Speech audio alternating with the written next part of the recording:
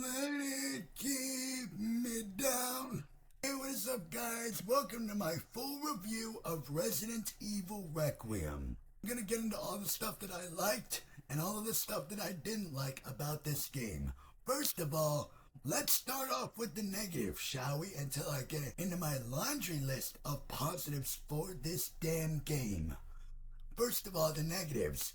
The one section in this game you could have easily taken out is the orphanage section, where you are literally having to hide from the children. Yes, I get it, they wanted to get back to a survival horror scene after that badass hour or more Leon kicking ass action scene of the game. But you could have easily found a different way to do that, because you're literally having to hide from these children. But not only that, you literally have to wait 2 to 3 minutes until they leave, and then you have to find another hide underneath the table or hide underneath the bed until they leave, and then you have to go get the key, and then you have to go into the hatch that's on the floor. And then especially the part where you have to go ass and run to the ladder. That part especially is really damn difficult, because if you literally went past one of these dang kids, they'll literally grab you. And that scene is still creepy and still very atmospheric, yes. But gameplay-wise, that is the most boring as hell segment in this whole game, because you can't even fight back against these kids. And I think that's a little dumb. I also didn't like the fact that all the different times you had to backtrack quite a lot in this game. Now, yes, I get it. I understand that even for me as a newer Resident Evil fan, that is kind of the DNA of the RE series, but it's just got so damn repetitive. You having to backtrack over and over and over again, to the point where you didn't even know where the heck you were going. And speaking of not knowing where you're even going, there's literally spots where I got stuck, where I didn't even know where I was going. The fact that you have to pull up your map every single 5 freaking seconds to know where you're going, that really pissed me off. Or where an item is that you gotta get. That was really damn annoying, honestly. Wasn't really a big fan of that at all.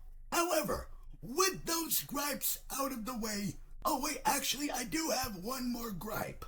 The lickers are the most toughest as hell enemies in this game. They will literally take almost every single one of your bullets, and you can't really slice and dice, so literally do have to one-shot kill them with the bottle of acid or the flammable cocktail. But once you do get to do that, oh man, it is so damn satisfying. The fact that those are the most bullet sponge enemies in this game tells you something. But let's get into the positives of this game, shall we? They absolutely nailed both of the survival horror aspects of this game and the action of this game. Both tones fit together very perfectly. One tone didn't feel like it was battling for screen time over the other tone. Both tones of this game were perfect. The gameplay, whether you're into the survival horror or the action, it's really damn fun gameplay. Although in the survival horror section you don't get an autosave, so you will literally always have to walk back into the save room and make sure you get all your items that you need and all your items that you don't want to put back into your item box. And speaking of items, by the way, I loved all the different ways you're able to use the item management to your advantage. Which items do you keep while storing other items? Which enemies do you navigate over, or do you have enough ammo so you can take out the different enemies in this room versus other enemies in another room to where you don't feel like you're very equipped at all? All of that stuff was really fun, and trust me, I died plenty of times trying to figure out that. The enemy variety in this game was absolutely incredible. All the different enemies that you get, whether it be the normal regular zombies going lights or the singing sister zombies where they have this high pitched opera style of singing. Even more closer, they'll literally do a banshee scream like and that was really cool. Even down to the stalker enemies of this game, because Holy crap, when you have characters like the chef that is just walking around with this big ass meat cleaver going, next, or today's ingredients, that was awesome. Or you have Chunk, this really big, clay-face looking monster going, leave me alone. And he's literally busting through doors trying to get at you. And believe me, I found my ass stuck in quite a few of his encounters. Oh my god, I can't move. But the main stalker enemy of this game, of the girl, holy crap, that bitch was terrifying as hell. Even just doing the few opening minutes of the game, which is literally chasing your ass down the hall, and you literally have to haul ass to the other room, and you're like, oh my god, oh, you're so scared and paranoid that, oh my god, she's coming, just run up my ass. Whether or not you should take out some enemies, or that will alert the girl to your presence. All of that was really cool. Trial error. Believe me, I died plenty of times, especially during her. Well, it's not really a boss fight. It's more of a strategized boss fight. Which I get it. You wanted to have the character of Grace, not have a big, huge shine. You wanted to give all the actions, shining moments to Leon. I get it. Even during that part where I was literally just trying to pull all three of the switches to turn them on so it would hurt her, because she doesn't like the light, and I kept dying again and again and again. And I played this game on casual, so I don't even want to know how it feels on Insanity for some of you guys. The hardest difficulty, I don't even want to know. But oh, that was really fun. The way that you're able to craft certain items as well. You're able to collect blood, and then you're able to make these injectors that can literally blow enemies up like they're vampires or something. All of that was really cool. The care center setting, that care center setting was a really cool setting for the survival horror side of this game. It absolutely keeps you on the edge. This game has huge emotional stakes. High stakes, huge emotional stakes, while keeping you on the edge of your seat with the survival horror. And now, moving on to the main thing that you guys all bought this game for, just to play. And believe me, I literally did as well, because, oh my god, the Leon side of this game is fucking awesome. All the different guns you have, handgun, machine gun, shotguns, grenades, and you're able to just lay waste to all of these different enemy zombies. All of that stuff was really cool and awesome, and you even have a hatchet, and that's really awesome. And the fact that it doesn't break, oh my gosh, it is so satisfying when you get to use that hatchet, especially on the one takedown where you go like, on a zombie and then run its head off. Oh, that is so damn satisfying every single time.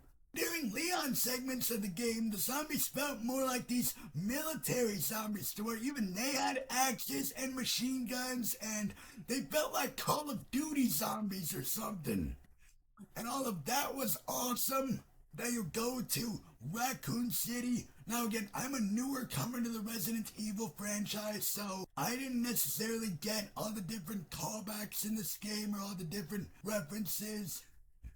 But if you're somebody that is a huge fan of the RE franchise, you're absolutely going to have an absolute nostalgia-infest video game in a good way. If you're a lifelong diehard fan of the franchise. As somebody that literally just now came into this franchise with this game, I obviously didn't catch all the different nods or the Easter eggs to some of the other games in the series, but it was still really fun and awesome getting to go to Raccoon City, and this game's story has a really, really fantastic story about grief, whether it's Grace's grief about her mom's death or her grief about, spoiler alert if you haven't played Resident Evil Requiem, her guilt when the little girl character of Emily turned into a monster herself, and she was also infected with the T-virus. All that stuff was really good, and even some of the grief on the Leon side as well, to where it'll cut to these different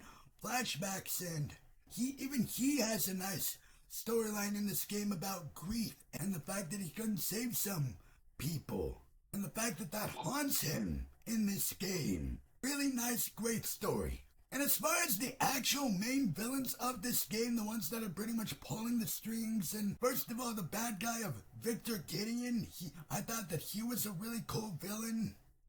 He was a really cool enemy for you to have to fight off against. Although it is a little weird how after the motorcycle bit in the game, he literally drives his motorcycle, and after you shoot him, he literally flies right off a cliff and explodes. And then at the end of the game, he literally shows back up out of nowhere to take out the other enemy of the game, which, by the way, it felt like he was a little bit more, he'd been a little bit more of the mastermind, while Victor was more of the henchman villain. At least it kind of felt like that. Especially since Victor gets taken out after the motorcycle bit, but then again he comes back and then he kills Zeno at the tail end of the game, and you're like, oh damn, well guess we won't see any more of Zeno / Mr. X, cause Victor literally kills his ass, and you're like, oh damn. And the final fight that you get with Victor, all of that stuff was really awesome as well. I literally did the whole entire final fight with no health. Yeah, I know, huh? And I still beat the game, where you first have to fight Victor and shoot him in its weak spot, and then he transforms into his monster form, which is Nemesis, and you have to shoot him in the blisters, which is where his weak spot is, and I just kept on using my machine gun, blowing him away. And then you hold X, and then you hit R2 with your axe. It gets awesome, satisfying game. And all of the one-liners, by the way, that they gave Leon in this game, I died laughing at every single one of them. Every single one of them was hilarious. Let me guess, you must be the town lumberjack. I died laughing. Or you have him have these really badass moments to make you go, yeah! Like the one at the very end of the game where, this time, you ain't getting back up.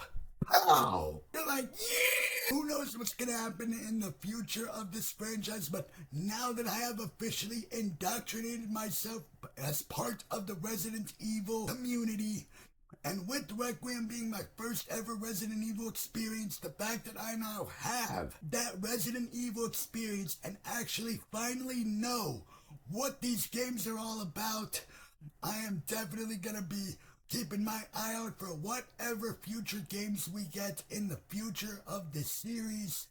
And who knows, maybe I might finally go back and play some of the other ones, I don't know. One more thing as well that I also forgot to mention. I love the element where you get a tracking modulator that will literally keep track of all the points of all the enemies that you killed, so you can upgrade your weapons and upgrade your health.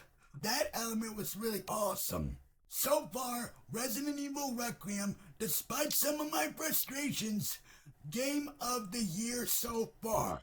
We will see if Wolverine somehow manages to dethrone this game. Who knows, it might. But so far, this game, #1 game of the year so far. If you guys have played Resident Evil Requiem, please let me know. What did you think about it? Also, make sure to go check out all of my playthroughs of Resident Evil Requiem on my channel. I did a shitload of 48 streams on that game. Yeah, I know it took me that long to beat the game, but it was still a ton of fun. Definitely go check those out. Don't forget to like, share, comment, and subscribe as always for more movie and video game reviews in the future. With that, I will be seeing you guys later. Love each and every single one of your faces that subscribe to my channel. One more thing, of course, before I go. Resident Evil.